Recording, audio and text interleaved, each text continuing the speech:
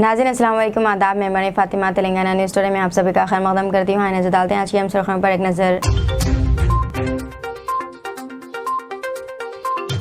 तेलंगाना में 28 अक्टूबर से कांग्रेस के दूसरे मरहले की बस यात्रा।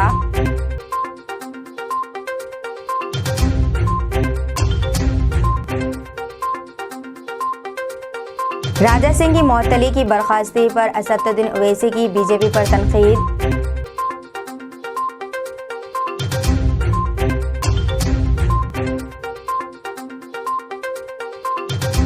बांग्लादेश में 2 ट्रेनों के दरमियान भयानक तसादुम, 20 मुसाफिर हलाक, दर्जनों जख्मी।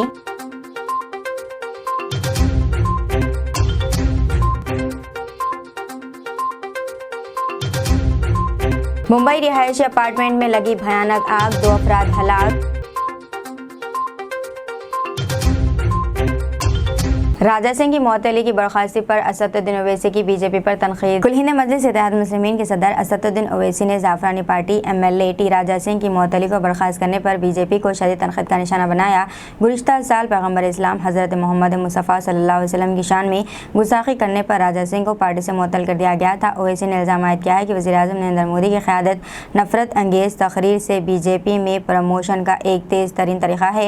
नरेंद्र मोदी ने अपने प्यारों को इनाम दिया है। यकीनी तौर पर कहा जा सकता है कि नुपुर शर्मा को भी मोदी का आशीर्वाद हासिल है। नफरत अंगेज तकरीर मोदी की बीजेपी में तरक्की का तेज़ तरीन रास्ता है। राजा सिंह की मुअत्तली की बर्खास्ती पर शदीद रद्द अमल का इजहार करते हुए असदुद्दीन ओवैसी ने एक्स पर पोस्ट करते हुए ये बात कही। बीजेपी क़यादत ने आइंदा माह मुनाक़िद शुदनी तेलंगाना असम्बली इलेक्शन को मद्देनज़र रखते हुए पार्टी के गोशा महल के रुकन असम्बली टी राजा सिंह की मुअत्तली को बर्खास्त कर दिया है। इसराइली मज़ालिम के ख़िलाफ़ मजलिस का एहतजाजी जलसा। बनी इसराइल की सरशस्त में जुल्म व ज़्यादती ही है। इस कौम की सारी तारीख़ में कहीं खैर व शराफत दिखाई नहीं देती है। निहत्ते फ़लस्तीनियों पर इसराइल के बेइंतहा मज़ालिम के ख़िलाफ़ 57 मुस्लिम ममालिक भी बेबस नज़र आते हैं। इसके बावजूद फ़लस्तीनी अवाम मस्जिद अक़सा की हिफाजत के लिए अपनी जानों का नजराना पेश करते हुए थकते दिखाई नहीं देती है।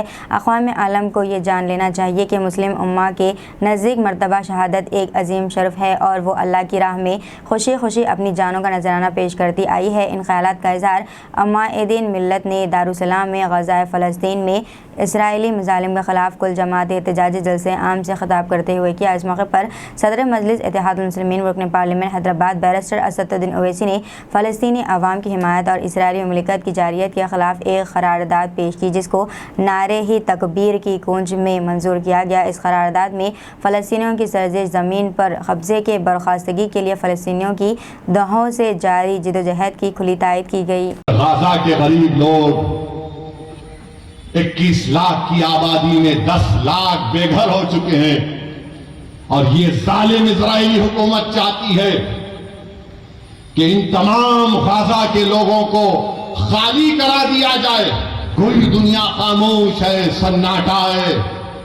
अरे जिसने मारे उनको देखो, मगर इन गाज़ा के गरीबों ने तुम्हारा क्या बिगाड़ा था। मीडिया में एक तरफा रिपोर्टिंग कि ऐसा हुआ वैसा हुआ फुला हुआ। कभी तुमने देखा 70 साल से इजराइल ऑक्यूपायर है, इजराइल ऑक्यूपायर है, फलस्तीन ऑक्यूपाइड टेरिटरी है। गाज़ा के गरीब लोग 21 लाख की आबादी में 10 लाख बेघर हो चुके हैं और ये जालिम इजरायली हुकूमत चाहती है कि इन तमाम गाज़ा के लोगों को खाली करा दिया जाए और उसको सिक्योरिटी जोन बनाकर इनको सीनाई के सहरा में जाकर छोड़ दिया जाए। कोई दुनिया खामोश है, सन्नाटा है। अरे जिसने मारे उनको देखो, मगर इन गाज़ा के गरीबों ने तुम्हारा क्या बिगाड़ा था। मीडिया में एक तरफा रिपोर्टिंग कि ऐसा हुआ वैसा हुआ फुला हुआ। अरे कभी तुमने देखा 70 साल से इजराइल ऑक्यूपायर है, इजराइल ऑक्यूपायर है, फलस्तीन ऑक्यूपाइड टेरिटरी है। ऑक्यूपेशन तुमको नहीं दिखता, जुल्म तुमको नहीं दिखता। बताओ, जिसके पास कमजोर है, जालिम जुल्म कर रहा है तो जालिम का साथ दिया जा रहा है। और जिसको बेघर कर दिया गया।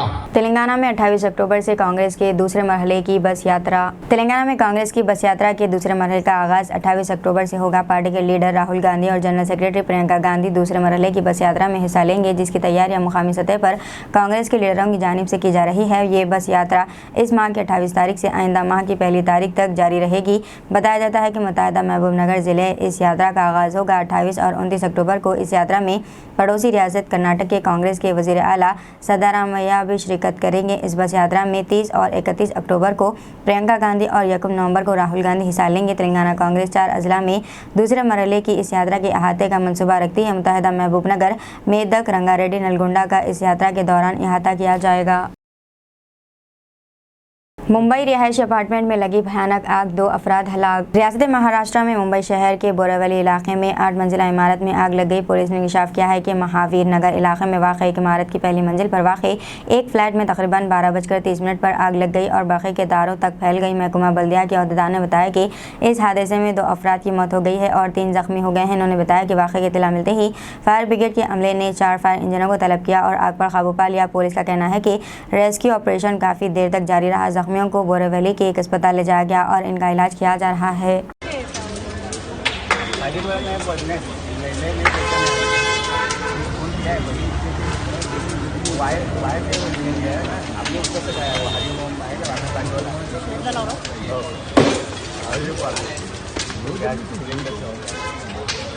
शहर हैदराबाद में एक और रौडी शीटर के कत्ल की वारदात। हैदराबाद में एक रौडी शीटर का बेदर्दी से कत्ल कर दिया गया है। हैदराबाद के SR नगर इलाके की दासाराम बस्ती में रौडी शीटर के कत्ल की वारदात पेश आई है। मकतूल की शिनाख्त तरुण के तौर पर की गई है, जिस पर एक और रौडी शीटर और इसके साथियों ने बड़ा पत्थर डाल दिया। इस वाक़े के साथ ही रौडी शीटर और इसके साथी फरार हो गए।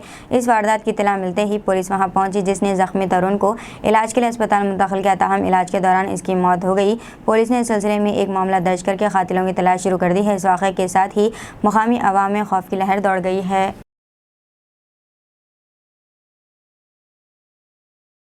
जिल्द को पिघला देने वाले हथियार का इस्तेमाल, 2000 बच्चे, 1000 से ज़ायद ख़वातीन समेत 5000 फ़लस्तीनी शहीद। गज़ा पर जारियत के आगाज़ से लेकर अब तक इसराइली जारियत का निशाना बनने वालों की कुल तादाद 5058 है, जिनमें 2055 बच्चे, 1119 ख़वातीन और 217 मुअम्मर अफराद शामिल हैं। इसके अलावा 15273 शहरी ज़ख्मी हुए हैं। वज़ारत सेहत के तर्जुमान अशरफ अल-ख़दा ने कहा है कि हमें 1500 लापता अफराद की रिपोर्टें मौसूल हुई हैं, जिनमें 830 बच्चे भी शामिल हैं। इन्होंने इंकशाफ किया है कि तिब्बी टीमों को शदीद जलने वाले जख्मों और जिल्द के पिघलने के जख्मों का सामना है, जो ज़मीनों के जिस्मों पर पहले नहीं देखा गया है और इनसे निमटना मुश्किल है। इन्होंने बैनुल-अक़वामी इदारों से मुतालबा किया है कि वो जख्मियों की जल्द को पिघलाने के लिए इस्तेमाल होने वाले हथियार की नौइयत का इंकशाफ करे और इनके लिए ज़रूरी इलाज की फौरी फराहमी करे।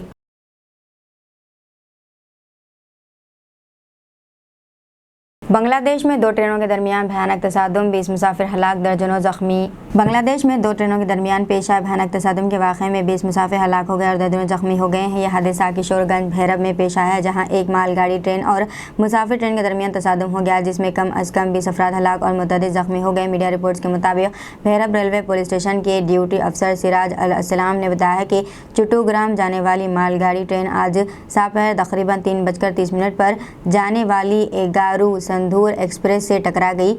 फायर सर्विस और सिविल डिफेंस के मीडिया विंग के डिप्टी स्टंट डायरेक्टर प्रधान सरकार ने बताया कि मलबे से अब तक 20 नाशें निकाली गई हैं। इमदादी और बचाव का काम जंगी बुनियादों पर जारी है। मुतल्लिका पुलिस स्टेशन के इंचार्ज अब्दुल अलीम सिकंदर ने मौके पर सहाफ़ियों को बताया कि हलाकतों में इजाफे का इम्कान है। जख्मियों को करीबी अस्पताल में दाखिल कराया गया है, जिनमें चंद जख्मियों की हालत तशवीशनाक बताई गई है। दिन दहाड़े कार से भारी रकम चुरा लेने का वाक़या। खुलेआम मुकाम पर खड़ी हुई BMW कार की खिड़की तोड़कर 13 लाख रुपए लेकर फरार होने का वाक़या बेंगलुरु शहर में पेश आया है। काबिल ज़िक्र है कि ये चोरी दिन दहाड़े उस वक्त हुई जब आसपास लोग मौजूद थे। बेंगलुरु में सामने आने वाली इस वाक़े की CCTV फुटेज वायरल हो गई है। पुलिस की तफसीलात और CCTV फुटेज के मुताबिक एक 2 व्हीलर पर सवार दोनों डाकुओं ने खड़ी हुई कार से रकम चुरा कर फरार हो गए। एक डाकू बाइक पर सवार था, दूसरा कार का ड्राइवर का साइड मिरर तोड़कर वहाँ से अंदर दाखिल हुआ और 13 लाख रुपए की नकदी चोरी कर ली और दोनों मोटरसाइकिल पर फरार हो गए। ऐसा लगता है कि मुलजिमीन ने चेहरे पर मास्क पहन रखा है। ये सब वहाँ के CCTV कैमरों में रिकॉर्ड हो गया। बताया जाता है कि वाक़या गुज़िश्ता जुमे को पेश आया। सरजापुर पुलिस ने कहा है कि इस मामले में एक केस दर्ज कर लिया गया है और वो मुलजिम की सरगर्मी से तलाश कर रहे हैं। ಕಾಣಿಸುತ್ತೆ ಯಾಕೋ ಹಿಂಗೆ ಮಾಡ್ತವನೆ ಅಂತ ನೋಡಲಿಲ್ಲ ಯಾವ ಕವರಲ್ಲಿ ಕಾಸಿದ್ದು तेलुगुदेशम तेलंगाना असेंबली इंतखाबात में हिस्सा लेगी कासानी ज्ञानेश्वर का बयान। सदर तेलंगाना तेलुगुदेशम कासानी ज्ञानेश्वर में सोशल मीडिया साइट एक्स पर मुत्तहदा आंध्र प्रदेश के साबिक़ वज़ीर आला व तेलुगुदेशम सरबराह एन चंद्रबाबू नायडू की फर्जंद एन लोकेश के हवाले से पेश करदा खबर की तरदीद की है, जिसमें कहा गया है कि तेलुगुदेशम तेलंगाना के असेंबली इंतखाबात में हिस्सा नहीं लेंगी। कासानी ज्ञानेश्वर ने आज एक बयान में बताया कि इन्होंने लोकेश से इस खबर के बारे में बातचीत की, जिन्होंने बताया है कि इनकी जानिब से ऐसा कोई बयान जारी नहीं किया गया है। कासानी ज्ञानेश्वर ने वाज़ेह किया है कि तेलुगुदेशम तेलंगाना में असेंबली इंतखाबात में हिस्सा लेगी और तमाम 119 असेंबली नशिस्तों के लिए मुकाबला करेगी। वर्ल्ड कप क्रिकेट पाकिस्तान के खिलाफ अफगानिस्तान की ज़बरदस्त कामयाबी, अफगानिस्तान में सड़कों पर अवाम का जश्न। वर्ल्ड कप में आज अफगानिस्तान ने पाकिस्तान को 8 विकेटों से शिकस्त दे दी है। यह पहला मौका है कि अफगानिस्तान ने पाकिस्तान को वर्ल्ड कप में शिकस्त दी है। इससे कबल अफगानिस्तान की टीम ने आलमी चैंपियन इंग्लैंड को भी हैरत अंगेज तौर पर शिकस्त दी थी। चेन्नई में पाकिस्तान के 282 रन के जवाब में अफगानिस्तान की टीम बैटिंग के लिए आई तो शानदार आगाज़ के अफगानिस्तान के ओपनर्स रहमानुल्लाह और इब्राहिम के दरमियान 130 रन की शिराकत हुई। रहमानुल्लाह 53 गेंदों पर 65 रन बनाने के बाद शाहिन आफरीदी का शिकार बने। इन्होंने अपनी इनिंग्स में 9 चौकों और 1 छक्का लगाया, जबकि इब्राहिम को हुस्न अली आउट किया। इब्राहिम ने 113 गेंदों पर 67 रन की शानदार इनिंग्स खेली। इन्होंने अपनी इनिंग्स में 10 चौके लगाए। अफगान टीम को दूसरा झटका 190 रन के स्कोर पर लगा।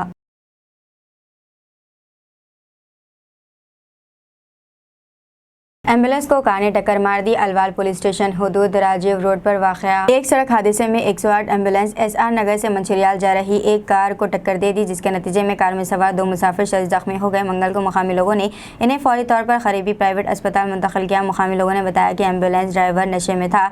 इस वाक़े की मुकम्मल तफसीलात अभी तक पता नहीं चल सका।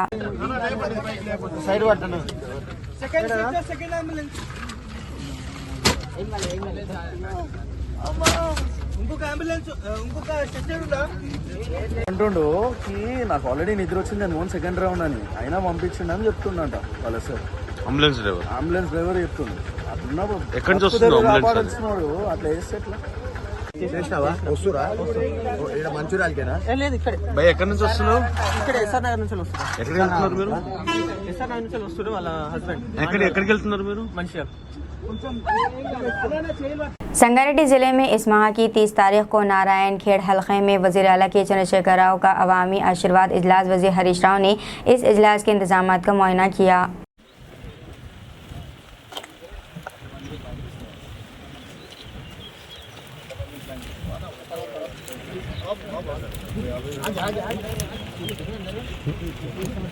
रेवंत रेड्डी CM है। कोडंगल में कांग्रेस के वर्कर्स और इनके हामियों ने नारे लगाए। कोडंगल में इनकी रिहाइशगाह पर कांग्रेस कारकुनों से मुलाकात की। रेवंत रेड्डी ने इस मौके पर कहा है कि KCR का बयान कि वो कोडंगल को गोद लेंगे, इस पर इन्होंने कहा है कि अगर तुम में हिम्मत है तो यहाँ से मुकाबला करने का चैलेंज किया। इस मौके पर कांग्रेस वर्कर्स और कायदीन ने जोश व जज्बे के साथ वहाँ नारे लगाए।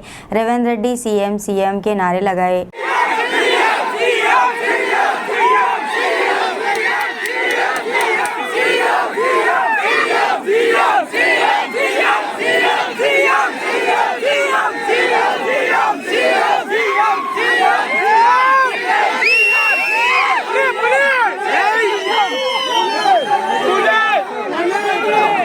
दशहरे के मौके पर राजेंद्र नगर DCP R जगदीश्वर रेड्डी ने पुलिस अहदेदारों के साथ दशहरा व बंदोबस्त पर खुसूसी हिदायत जारी की।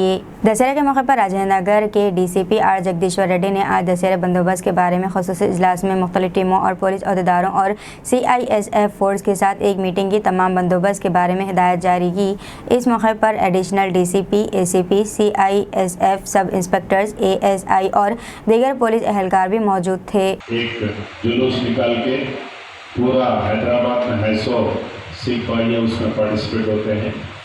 ये जो झंडा पकड़ के आते हैं वो निशान का झंडा अपना उसके सामने ये तलवार चलाते हैं आपको मालूम है सरदार जी पंजाब से नांदेड़ से ट्रेन लोग रहते हैं, वो लोग पूरा ग्रुप एक तलवार का शो बनाता है। ये लोग अपना पोस्ट का ड्यूटी ये है, यहाँ पर जो 2 साइड्स कवर करना, ये 9 नंबर से गुरुद्वार से अपना पाकिजा होटल और राइट साइड में अपने को मिनी गुरुद्वारा बारामूला मिनी गुरुद्वारा बोल के एक रहता है, वहाँ पर अजमल जाने का रूट वो पूरा नरसिम्हा रेड्डी एक्सएनडीसी की रहता है। वो पूरा राइट साइड, यहाँ से देखे तो राइट साइड, वहाँ से आ रहे तो लेफ्ट साइड दिखता। वो सेंसिटिव एरिया है। इसके पहले एक बार अपना वहाँ पर एक झंडा रहता, एक झंडा जलाया बोल के इंसिडेंट हुआ था। जस्ट नॉलेज के लिए मैं बोल रहा हूँ, वही टाइम पे फायरिंग भी हुआ था। वो पूरा एरिया को ये नेशनल डीसीपी अपना नरसिम्हा रेड्डी कवर करता है और अपने को पूरा ये रूट एक इंस्पेक्टर दिए, पूरा अपने के सामने का रूट। या 9 नंबर से ट्रैफिक डाइवर्शन लेफ्ट साइड को जाता है, यहाँ से जाने वाले ट्रैफिक लेफ्ट साइड को जाता है। अपना मेन गुरुद्वारा तक ये मोबिलिटी करना है।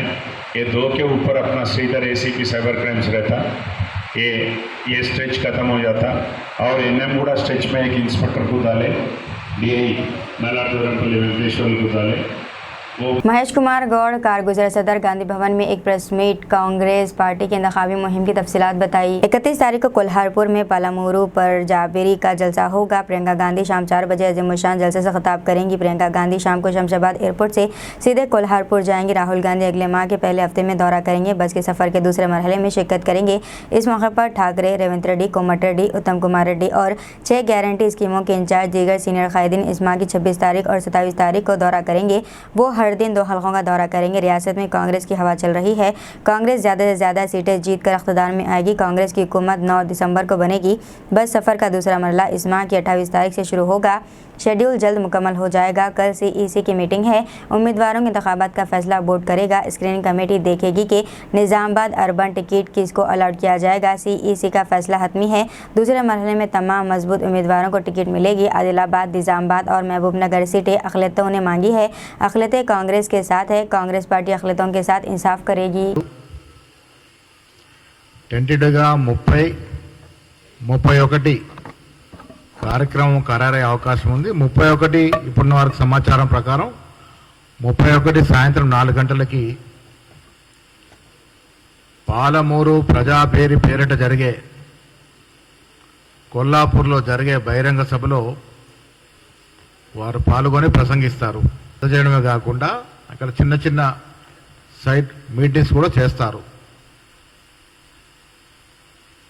ఈ సీనియర్ నాయకులంతా కూడా 26 పొద్దున ఒక నియోజకవర్గంలో, 26 సాయంత్రం ఒక నియోజకవర్గంలో, అదేవిధంగా 27న కూడా పొద్దున ఒక నియోజకవర్గంలో, సాయంత్రం ఒక నియోజకవర్గంలో పర్యటిస్తారు.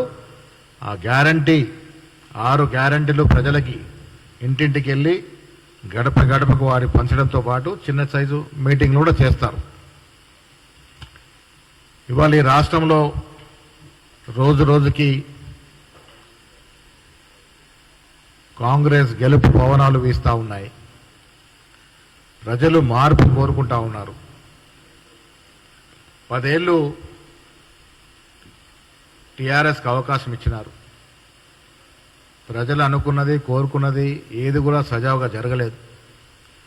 తెలంగాణ ఇచ్చిన పార్టీగా మళ్ళీ కాంగ్రెస్ అధికారంలోకి వస్తేనే మేము కోరుకునేనుగా సజావుగా జరుగుతాయని అన్ని ప్రాంతాల వారు, అన్ని వర్గాల వారు, అన్ని కులాల వారు నమ్ముతున్న ఈ వేళ ఈ జరిగే ఎన్నికల్లో అత్యధిక స్థానాలు కాంగ్రెస్ పార్టీ గెలుచుకొని కాంగ్రెస్ పార్టీ అధికారంలోకి వస్తుందనే సూచనలు ఇవాళ కింద గ్రౌండ్ లెవెల్లో కనబడతా ఉన్నాయి.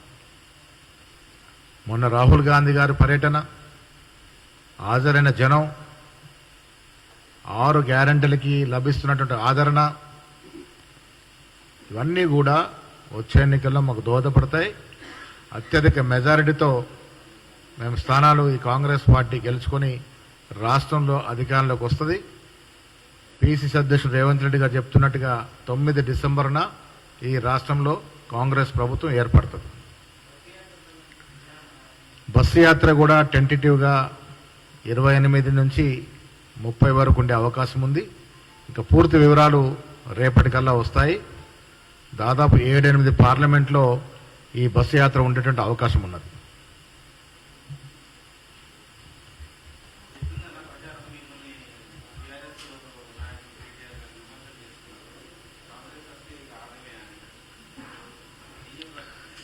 ఇప్పుడు కేటీఆర్ గారిని, కేసీఆర్ గారిని ప్రజలు విశ్వసిస్తలేరు.